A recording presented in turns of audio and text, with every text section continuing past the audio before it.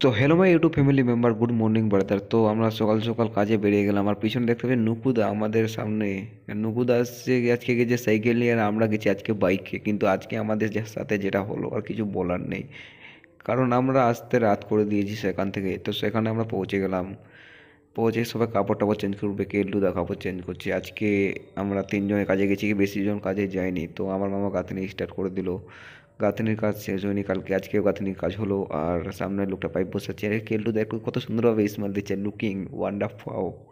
তো খুবই আনন্দ এনজয় করে কাজ করলাম আজকে। আর এখান থেকে এটা ছিল বাড়িটা বাকি, তো এটা প্লাস্টার করে তারপর। তো এখানকার পর দেখছি আমাদেরকে আবার লাগাই দিল, বলছে গাঁথনি কমপ্লিট, তোরা এখন ড্রেন খুঁড়। ড্রেনটা এত নোংরা কি আর বলবো, ওটা আজকে খুলে আজকে ঢালাই করতে হবে। নুকুদা লজ্জা পাচ্ছে।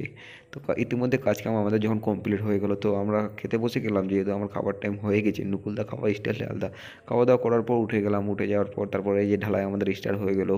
এটা ঢালাই করে আজকে আমাদের কাজ কমপ্লিট। ঠিকাদার আমাদেরকে ছেড়ে পাড়ে চলে গেছে, বলছে তোরা বাইক নিয়ে আয়।